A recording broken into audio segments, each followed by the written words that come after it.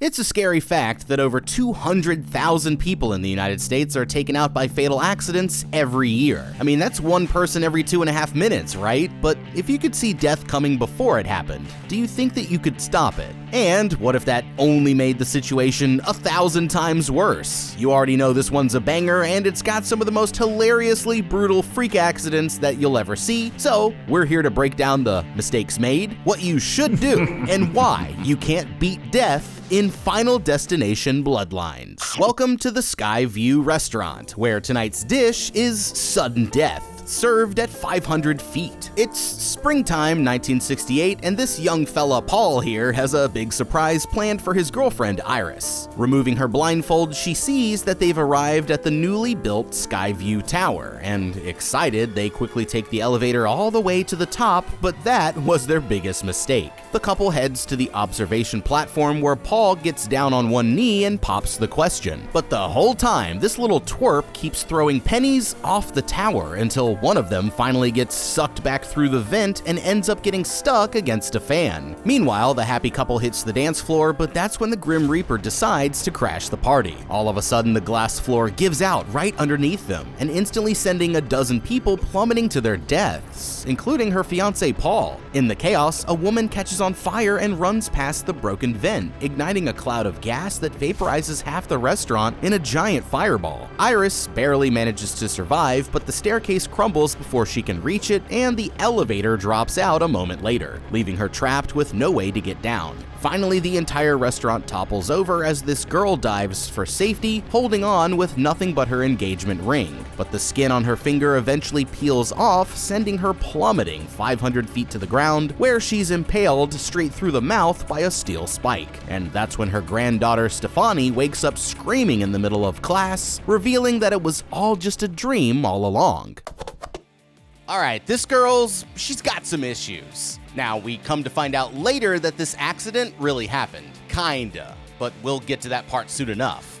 What's obvious here is that Destiny wanted Iris dead, and if she wanted to survive this, then she would have had to outsmart death itself, which is why they should have immediately turned around the minute they learned the tower was finished, 5 months ahead of schedule. And you know, while we're at it, let's compare the Seattle Space Needle, the most similar real-world structure at the time, which was built as the centerpiece of the 1962 World's Fair.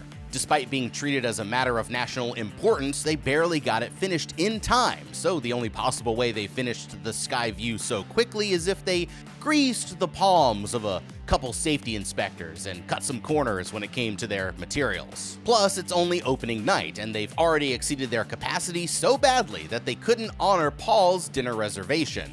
Towers like the Skyview have incredibly strict capacity limits for very obvious reasons, so after hearing that, the best thing that they could have done was turn the hell around while they still had the chance. But if Destiny put them on that dance floor, then it's a good thing that Iris moved when she did, because anyone who was stuck out there when it broke never even stood a chance. Now, the sight of the accident triggered an instant fear response in the crowd, causing them to panic and stampede towards the exit, and with only 2 ways to get down, you need to act fast and choose wisely. In these kind of situations, it's always better to go for the stairs because the elevator might as well be a death trap.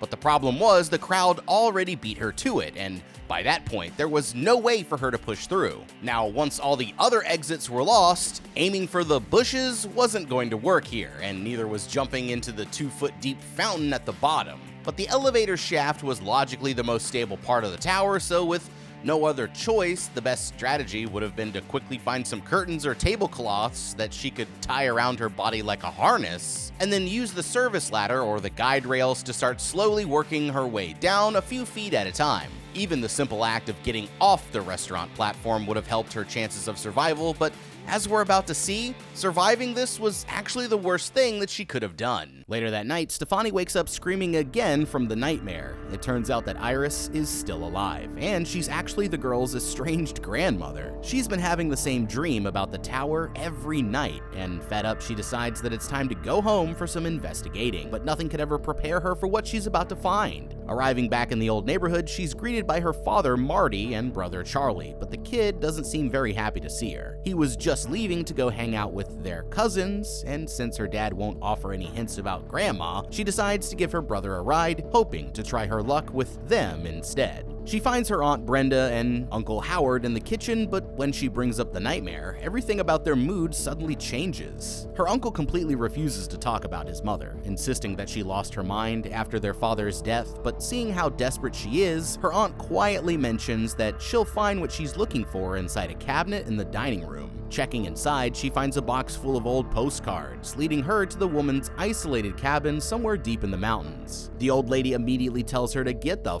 out of here, but her attitude quickly changes when she realizes that it's one of her grandkids. And after telling the girl to leave her belongings in a box outside the perimeter, she remotely opens the gate to let her inside. The woman shouts at Steph here not to move a muscle, insisting on doing everything according to her own plans. When she hears about the nightmares, she begins telling the story of what really happened that day, explaining how she actually predicted the future and ended up saving everyone's lives. The thing is, they were all supposed to die that day, and ever since then, death has been steadily picking them off one at a time. By sealing herself inside the cabin, she was able to survive for as long as she could, but she's recently been diagnosed with terminal cancer, meaning that it's only a matter of time before she meets her maker. Now, over the years, she's been jotting down all of her premonitions into a journal that would make the Zodiac Killer look sane by comparison. And with her inevitable death approaching, she wants to pass it on to Steph here before it's too late. Of course, the girl thinks that she's crazy and decides that it's time to get the hell out of there, but the woman chases her out to the yard, knowing that she's already as good as dead. Handing her the book, she warns the girl to get ready because the proof train is about to roll into the station. And all of a sudden, that's when the weather vane falls on the roof, hitting a fire extinguisher and rocketing across the yard like a spear straight through the woman's face, making one family member down with 7 more to go.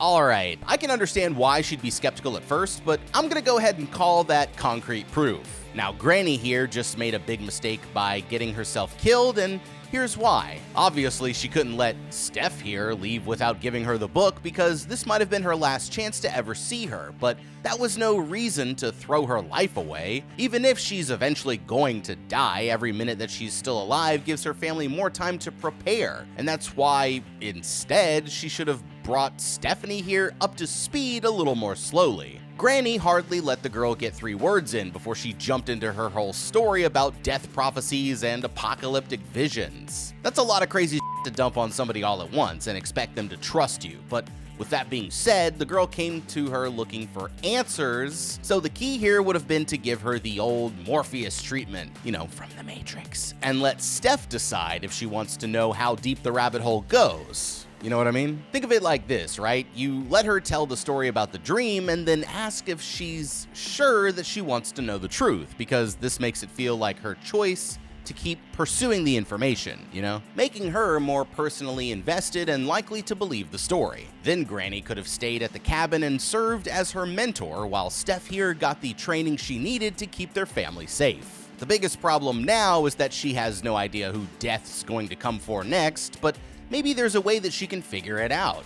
During the recurring nightmares that she's been having, Iris has her premonition shortly after pricking her finger on her boyfriend's rose. Now, if you remember back from Final Destination, 5? Sam also had his premonition shortly after pricking his finger on a piece of metal. So there must be some kind of connection here. Of course, Steph has no way of knowing what happened with Sam, but she does know what happens in her dream, and she's been watching it over and over again every night, giving her plenty of time to study the details. So if she wants to see the future like her grandma, then she needs to recreate the events that helped her do it in the past. If I were Steph here, I'd start by carrying around a safety pin in her pocket, and whenever she senses death coming, she can use it to prick her finger. With any luck, this might give her another premonition, allowing her to stop the next disaster before it happens. Now, the next logical question is, how will she know when it's coming? But just like in the dream, death always foreshadows what's about to happen in ironic ways. So if she notices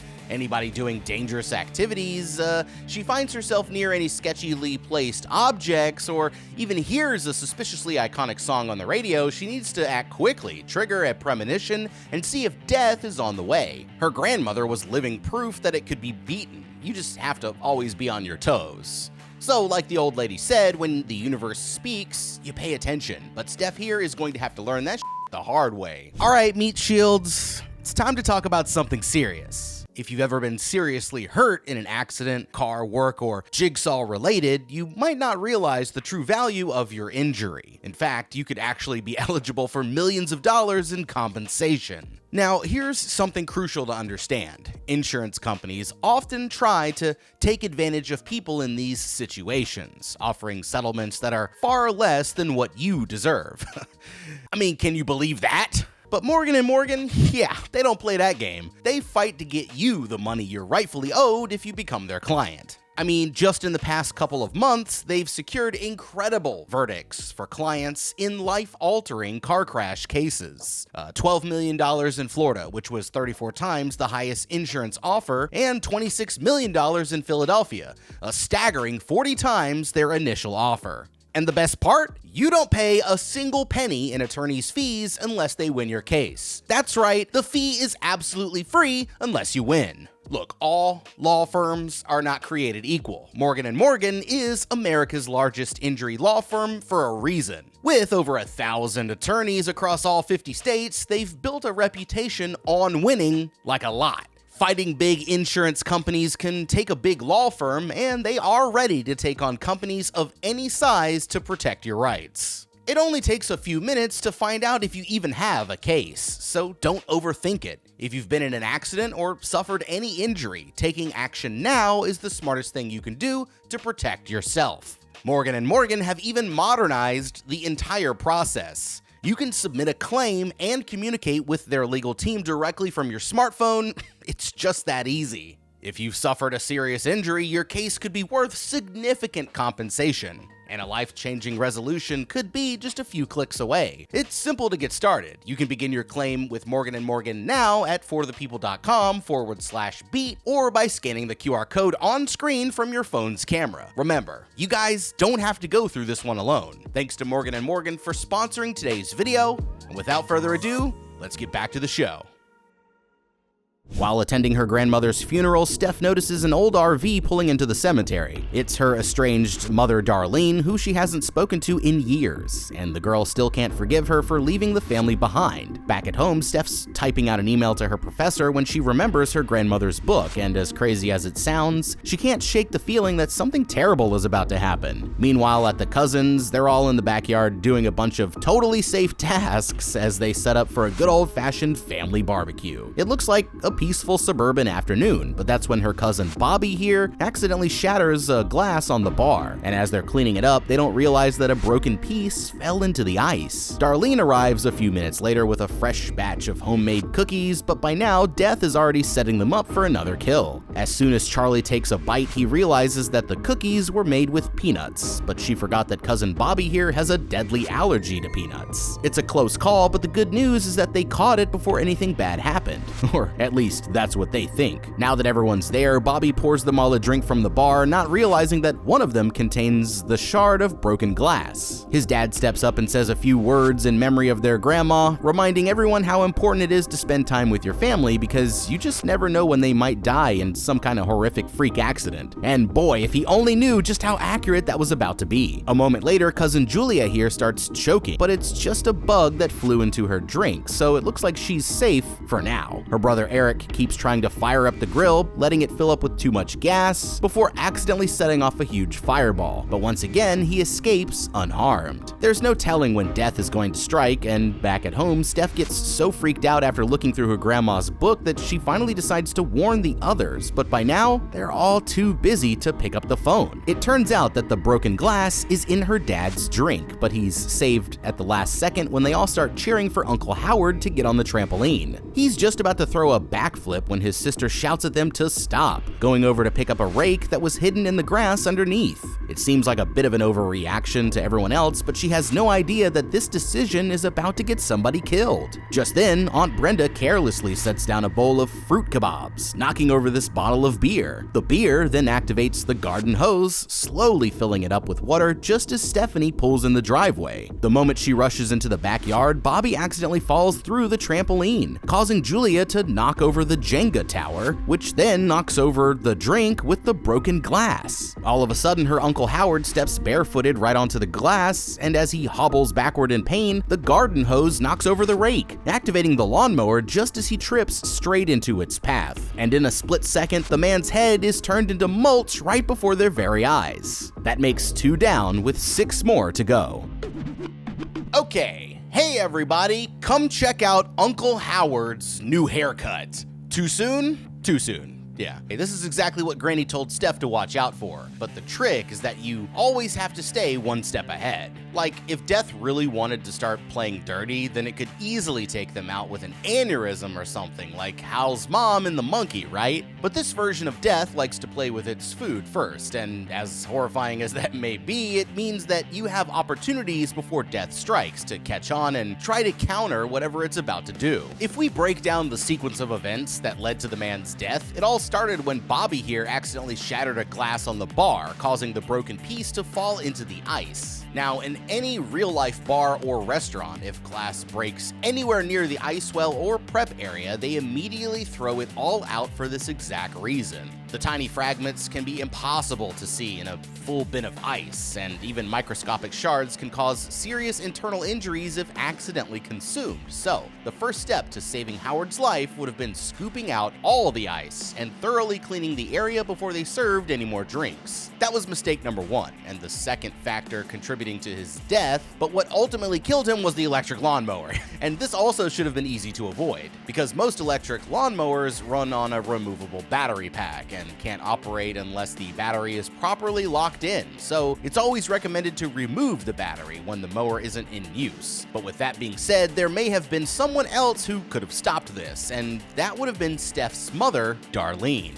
As we learn later, Grandma told her daughter about the death curse just like Steph, which is why she grabbed the rake and seemed so on edge the entire time. Over the years, she's partially started to believe that her mother was crazy just like everyone else, but after the woman died in a so-called freak accident, just like she predicted, that should have been proof that her stories were true like all along. If Darlene had been trusting her intuition instead of doubting it, then she might have been able to stop this from happening. But now, it's only a matter of time before death strikes again. After another trip to the graveyard, Steph decides to start taking her grandmother's warning a little bit more seriously, and flipping through the book, she finds a note about someone named JB who apparently knows someone who survived. Now she just has to find this mysterious JB, but as she digs through the book looking for answers, she makes a game-changing discovery. Gathering everyone together, she explains that Iris was keeping track of the survivors from the prevented Skyview disaster, and every single one of them ended up dying in some kind of horrific accident several years later, even going out in the exact same order as she predicted during her vision. Those people weren't supposed to live, so their kids were never supposed to be born, which means that now everyone in this room besides her dad and Aunt Brenda is on the chopping block. And with Grandma Iris out of the picture, there's nobody left to stop it. According to her, death comes for them by order of age, meaning that her cousin Eric should be up next, followed by his 2 siblings before it makes its way to her side of the family. Of course, this is all way too crazy for everyone else to believe, and they all storm out of the house thinking that Steph here must have gone off the deep end, but it won't be much longer before they get their proof.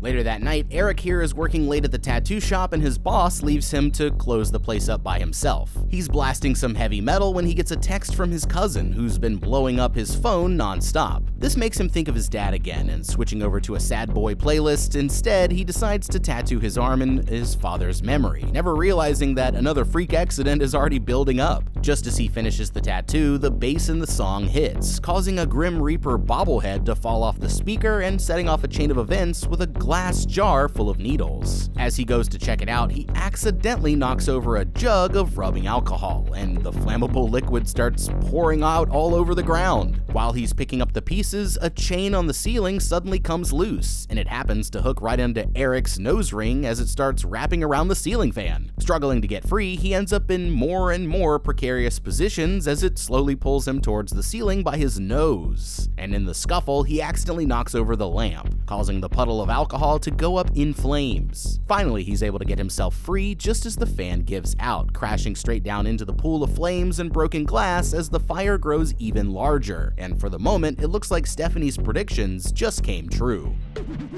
Alrighty then. Well, I guess Death wasn't a fan of our boy Eric here, am I right? He probably should have listened to his cousin before he ended up tattooed and barbecued, because if he'd actually believed her when she said that Death was coming, then there would have been an easy way to avoid this entire situation. Bro was in such a hurry to close up that he didn't even properly secure the lid on that bottle of rubbing alcohol, and that might not seem like a big deal, but after not one, but two freak accidents just took out his family members back to back, he shouldn't be taking any chances, even if he still didn't believe that anything supernatural was going on. Now, when the chain from the ceiling hooked onto his nose, he began to panic and couldn't unhook the ring until it already lifted him several feet above the ground. But even if he wasn't able to get out in time, that area of the nose consists mostly of thin cartilage and soft tissue, and the hook would have ripped straight through as soon as it was bearing his full body weight. So as painful as it would have been, it's a survivable injury, but there might have been a way for him to escape even faster. Ceiling fans, they're just not designed to hold up a full-grown adult, so once he realized that unhooking his nose was taking too long, he could have wrapped the chain around his arms and used his whole body to pull down and to the side as hard as he could, hoping to pull the whole fan straight out of the ceiling. Of course, he'd have to dive out of the way so it wouldn't hit him as it came down, but every single one of these, accidents is like a chess match with death, so you have to see how all the pieces come together, and then you have to make the best decisions you can with the options that you have. Now, as for Steph, she might have failed to convince the others, but that's no reason to just give up so easily. If she knew that Death was coming for Eric, then she should have just been protecting him whether he wanted it or not. After they left the house, I would have started tailing Eric throughout the whole day while studying up from the book so I'd be prepared for any potential threats. As soon as she noticed Death rearing its ugly head, she could have swooped in to save him at the last second, and then maybe they'd all start taking this a bit more seriously. Now, with Eric out of the picture, that means his sister Julia should be up next, but in the morning, they're gonna be in for a big surprise. The next morning, Steph goes to wake up her brother, worried that they haven't heard from Eric since last night. Rushing over to their house, her brother reads a text saying that the tattoo parlor burned down, and she's so distracted that she almost crashes right into a pedestrian crossing the road. It's their cousin Eric, casually sipping on a juice box as if there's absolutely nothing wrong, and they're both relieved to see that he's still alive. It turns out that he survived thanks to his leather jacket, but Stephanie here still can't believe that he actually escaped the cycle. Laughing, he backs up into the street saying that she's crazy, only to get almost obliterated by a delivery truck doing 200 miles per hour through the residential neighborhood. But once again, he evades death by mere fractions of a second. The confidence is starting to go to his head when a garbage truck comes pulling down the street, and chasing after him, the girl worries that a freak accident could still happen at any time. Looking around, she points out how a bunch of seemingly harmless activities could easily spiral out of control if just one thing goes wrong, but he still absolutely refuses to hear her out. As a matter of fact, he's so confident that he starts getting a little freaky with the garbage truck just to prove his point, and sure enough, it pulls away without any trouble. But that's when everything goes horribly wrong. A moment later, his sister Julia sets out for a jog around the neighborhood when all of a sudden a tree trimmer knocks over this guy with a leaf blower, causing him to spray a bunch of leaves in the kid's face, who then kicks a soccer ball, which nails Julia square in the dome and sends her tumbling headfirst into the trash can just as the robotic arm dumps her into the compactor. Seeing this happen, her cousins immediately start chasing the truck down the block, hoping to save the girl's life before it's too late. While Stephanie grabs onto the ladder and starts climbing towards the opening, Eric and Charlie try getting the driver to pull over, but he's too busy swiping on dating apps and jamming out to Kelly Clarkson to notice. They finally manage to get in front of him just as Stephanie reaches for the girl's arm, but she loses her grip when the driver slams on the brakes, and there's nothing that she can do as her cousin is brutally crushed to death in the most horrific way imaginable. That makes 3 down with 5 more to go. Now, after what happened, there's absolutely no denying that Steph was onto something, but now she's starting to doubt herself for getting the order wrong. That's when Aunt Brenda finally speaks up, revealing that the order was correct after all, because her son Eric here has been living a damn lie. It turns out that she actually had an affair with one of the neighbors, so Uncle Lawnmower wasn't even Eric's real dad, meaning that he's safe because he's got no blood relation to Grandma Iris. This is troubling news for Eric here, who's also finding this out for the first time, but more importantly, it means that his little brother Bobby is up next.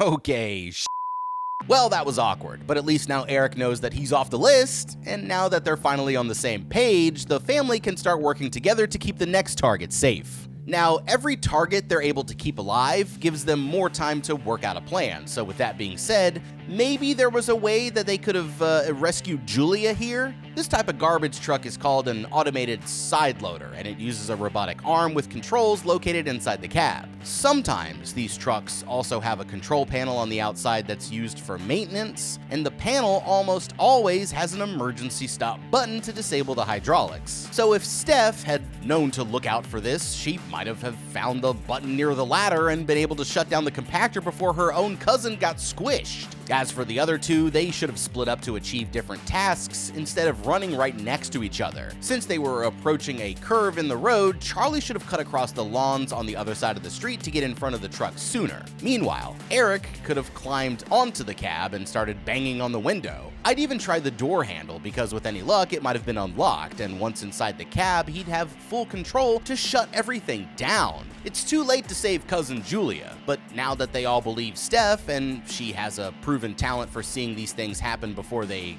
happen, they can start preparing themselves for when it comes for Bobby next. The key to survival here is going to be using Grandma's Book of Visions to their advantage. Over the years, she wrote down every premonition that she had, giving them a comprehensive list of all the dangers that they might run into. So what they need to do now is start categorizing the dangers by location, like street, yard, hospital, whatever else, and write down copies onto note cards that everyone can carry with them as a sort of quick reference guide, allowing them to call out threats anywhere they happen to be. This way, they can all work as a team to keep Bobby here alive and use the extra time to look for a more permanent solution. Terrified, Bobby here immediately starts looking for Steph for some help, and her brother Charlie points out that she was right about everything that happened leading up to the accident. She explains that their grandmother's book is sort of like a strategy guide for cheating death, so if she can figure out how it all comes together, then she might find a way to break the curse. They also have a lead with this guy JB, but she still hasn't figured out who the hell he even is yet. That's when her mother chimes in saying that she remembers the name, and they quickly figure out that he was a friend of their grandma's who works at a hospital somewhere nearby. Grabbing their stuff, Stephanie's family decides to go track the man down, but Bobby here is terrified of being left on his own, so they eventually agree to let him tag along. They're just about to get in the RV when Eric comes storming out of the house, reminding them that his brother still has a deadly nut allergy. And sure enough, he finds a jar of peanut butter in the cabinet, deciding that he better stay with them too. The gang arrives at the hospital where they find the mysterious JB, who turns out to be none other than William John Bloodworth. He already knows exactly why they came to see him before they've even said a word, and confused, the girl asks him to explain. It turns out that he was one of the people who Iris saved at the Skyview, and in her vision, he was the last one to die. Many years after the prevented disaster, the two of them ended up reconnecting, and they helped keep each other alive until death finally caught up with her. Now, according to JB here, there are only two ways for them to stop what's about to happen. First, if Bobby kills someone else instead, then he gets however much time they had left added to his lifespan. But if he really wants to escape the curse, then the only way for him is to die. Years ago, he says that a girl named Kimberly was brought back to life after she flatlined, allowing her to break the cycle, but he warns them that trying it for themselves could lead to even worse results. If you ask him, they might as well just give up and accept the inevitable, and with that, he leaves them to go enjoy the rest of his life, knowing that he'll be dead as soon as it's finished with them.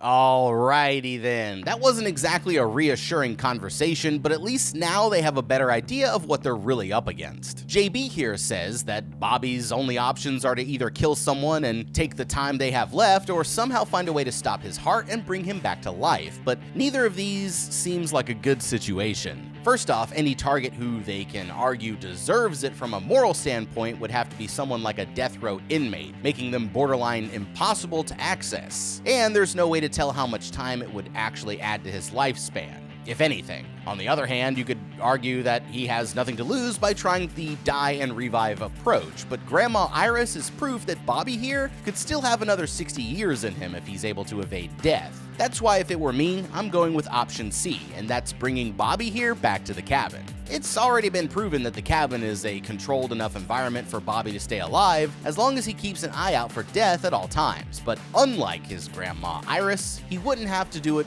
alone. At this point in the game, everyone in the family understands that death is really after them, but only those of them with a blood relation to Iris are really in danger. Plus, we know that Death will stay focused on its current target before moving on, so everyone else is technically safe as long as Bobby here stays alive. That makes them sorta like meat shields that don't have to worry as much about being harmed until their name is next on the list, and Eric already took advantage of this when he went into the RV to check for peanut butter. But there are two more vital players that they're currently leaving on the bench. Steph's Aunt Brenda and her father Marty are both technically safe because they're not directly related to Iris. Now, interestingly enough, studies have shown that a mother's amygdala, the part of the brain responsible for threat detection, actually grows shortly after their baby is born, making them much more sensitive to dangers in their environment. And even fathers, like Marty here, who've taken on the role of primary caregivers, also show similar changes. Now, Steph's father might be a little harder to convince, but her Aunt Brenda already believes them, and as Bobby's biological mother, this makes her the perfect person to act as his bodyguard, because other than Steph,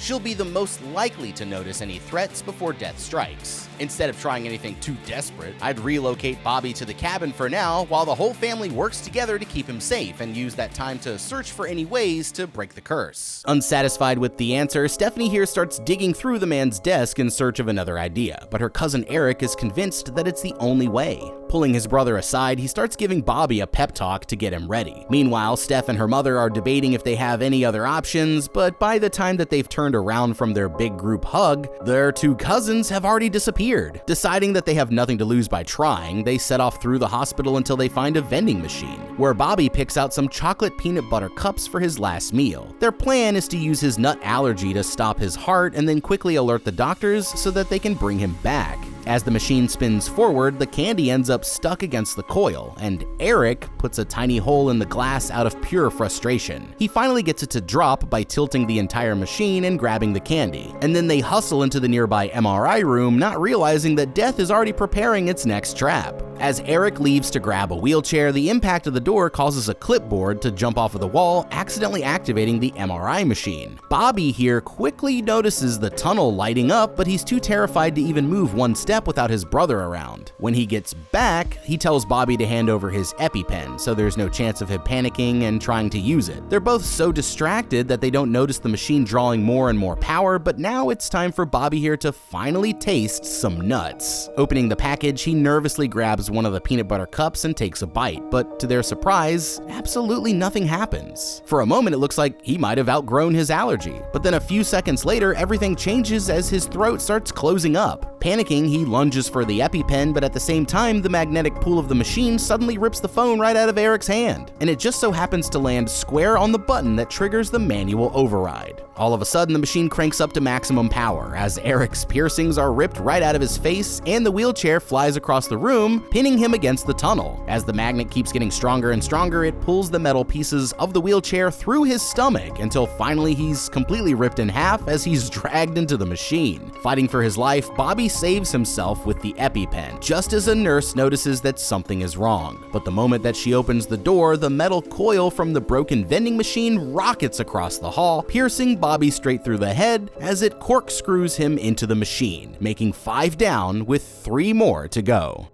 Man, this gives getting screwed over a whole new meaning. I guess poor Paco the turtle just became an orphan, and the worst part is it never really had to end this way. But by trying to cheat Death, all they did was set him up for a double kill. So sorry boys, but it looks like you just f***ed up. I mean, I could be wrong here, but I thought the whole point of this trip was to keep each other alive. But in the span of one conversation with a guy who you just met, you went from protect Bobby at all costs to we need to kill Bobby right now. And with family members like that, who even needs Death to get involved? What's crazy is that it seems like you were just starting to make some real progress. I mean, you had the whole group on the same page, everyone believed the curse was real, and they were all heavily invested in keeping Bobby safe. So tell me why, only 5 minutes later, you immediately forgot everything you'd learned and decided to start making the absolute worst decisions possible, one right after another. Splitting up from the group? Yeah, terrible idea, especially when Steph can literally see the damn future. Messing with a vending machine? Terrible idea. Those things kill more people a year than sharks. Ignoring an activated MRI machine when you're fully aware that Death itself is setting up a complicated mousetrap-style execution sequence with your name on the list? terrible idea. And I'd say that's pretty obvious based on what just happened. And to think, all this when you had a perfectly death-proof cabin just a short drive away. Maybe next time you should actually try discussing your options with the group first before blindly rushing into the worst strategy possible. But it looks like there isn't going to be a next time. And now that's one half of the bloodline completely erased from history, so sorry fellas, but all that I can say is that you two just up. After saying goodbye to yet another two relatives, it looks like Stephanie's side of the family is officially up next, and their mother Darlene knows that she's first on the list. They need somewhere safe to hide out, and that's when Steph remembers her grandmother's cabin. As long as their mother is still alive, she knows that the kids are gonna be safe, so she volunteers to isolate herself if that's what it's gonna take. The only problem is, Death won't let her make it there in one piece, but Stephanie here seems to share her grandmother's visions, so they decide that it's best to stick together for now. After a nerve-wracking trip inside the countryside, they finally arrive outside the woman's cabin. But to get inside, they have to get past the giant automated gate. Steph's spidey senses are already warning her that they'll be dead as soon as they set foot outside the RV, and with no other choice, she decides that their only option is to back it up and floor it straight through to the other side. In the chaos, a flashlight ends up falling from the shelf and jamming Stephanie's seatbelt. Realizing that she's stuck, she tells the others to hurry inside, knowing that it's the only way they'll all be safe, but that's when a flaming ember from one of the sparkling lights drifts directly into a cloud of gas, causing the entire cabin to blow up in a massive explosion. The force of the blast sends the RV tumbling into a nearby pond, leaving Stephanie trapped underwater as she struggles to get out. Meanwhile, her brother is stuck under a burning log, but their mother crawls out of the flames and sets him free. Telling him to go rescue Stephanie, she promises to buy them as much time as she can, but before she can even finish her sentence, she's absolutely obliterated by a falling light pole, making 6 down with just 2 more to go.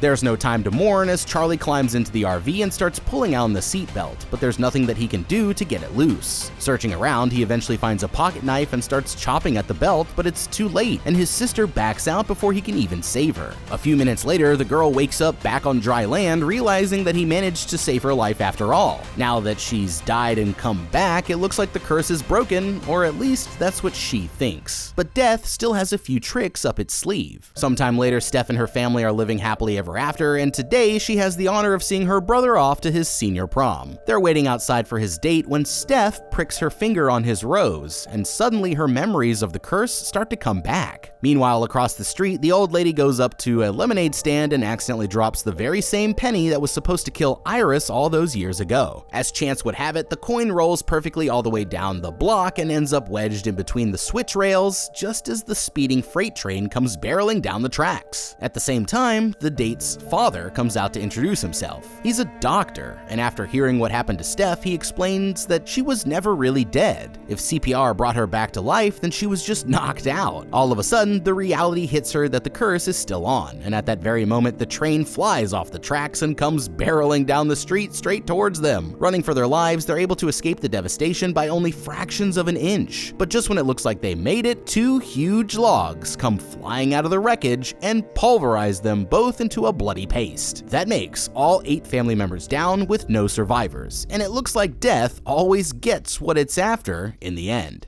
Final Destination Bloodlines. Not necessarily the legacy sequel that we asked for, but definitely the one we deserved. Hats off to everyone involved. It was so cool seeing Tony Todd in his last on-screen role. I love how they actually extended the concept of a legacy sequel to like fit the characters, and that there's a grandma, there's generations of people. You know, that was a nice take. The gorehounds, we eating good this summer, man. Final Destination Bloodlines, did you f with it or not? And I'm sure there's some things that we glossed over in this episode that you could fill me in the comments about what we could have done differently. But other than that, thank you so much for watching. Leave a like and subscribe, and check out that How to Beat playlist for more videos just like this one. I'm the guy. We will see you in the next video, and have a damn good day.